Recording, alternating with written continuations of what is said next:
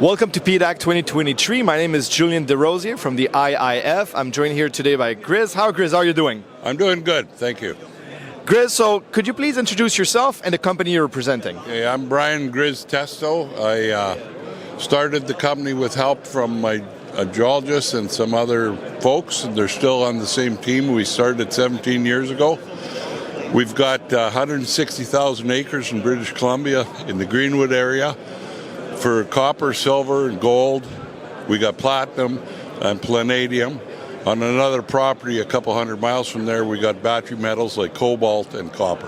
Okay, so basically PGM and battery metal in British Columbia. And what is the exploration state of the? We're exploration. We're big into silver. I just bought a silver mine off of Dan Hurd, famous prospector. The video's on our website. We bought it October 9th. We run this new geophysics called the Loop on it. Come out of Australia, this geophysics.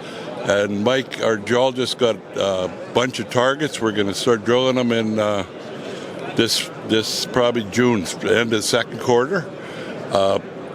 We got grab samples out of there of 78 ounces per ton of silver, 2 ounces of gold, and on another property called the Sappho, we got 10% copper grab samples. And we got 160,000 acres, is a big chunk of land. Well, this is obviously very big. And where exactly in British Columbia is it located? We're in the prolific Greenwood mining district, a very mining-friendly area. The Indigenous people, Chief Louis is the best chief in Canada for being to be able to work with. He took his band from poverty to the richest band in BC and in Canada.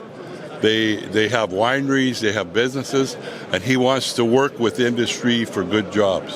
Well, this is awesome to hear. Obviously, collaboration between mining and natives is something that will define the future for sure in Canada. And when you can work with them, it's always good to hear. So right now, what is going to happen in the next 12 months? What are the milestones? Maybe drilling, maybe more geophysics, how they would look like? We're going to do a bunch of drilling.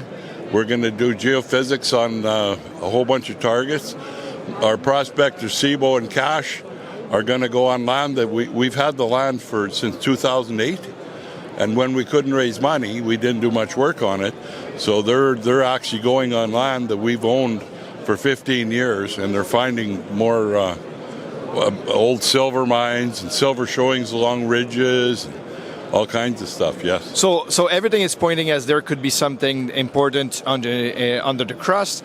And that brings me, since you said the company is alive since 17 years and so on, what is the share structure about? We got 140 out. 170 fully diluted, but if we get fully diluted, we'll have 2.6 million in the bank from the warrants and options. And it's never been a rollback in 17 years. Well, this is great because that's a very small dilution for 17 years for sure. And what's a cash position right now? We got 1.2 in the bank, and we're probably going to be raising money end of April, hopefully at a higher price. We've been to the States and did some work in the States. We trade on the OTC as well as TSX, so it's all good there. And finally, out of all the property, out of all the targets, do you have one that is more a flagship? Do you have one that gets more of your attention than the others? I'd say the flagship right now is the Midway mine. The Midway, because we had a big chunk of ground in Midway, and in the center of it there was about 400 acres that Dan Hurd owned, and when we put that together, it just put it all together. So you created kind of a sector in which, and this is a silver property, is that right? Yes, silver and gold. Okay, perfect. Well then, you heard it all from Griz, from the man himself. For everyone who's watching the video, wants to hear more about your story, wants to keep being updated, newsletters are on. Do you have a website? Yeah, grizzlydiscoveries.com. And you can sign up for our news releases on there. And when you sign up for a news release and give us your email, we protect the emails better than some countries protect their borders. Well, this is great to hear. So no problem with GDPR here for anyone in Europe. And obviously, well, Griz, that was very interesting. Thank you very much for the interview. We're going to keep on following the story, seeing what's happening in the next 12 months. And thank you very much for your time. Thank you. Thank you very much.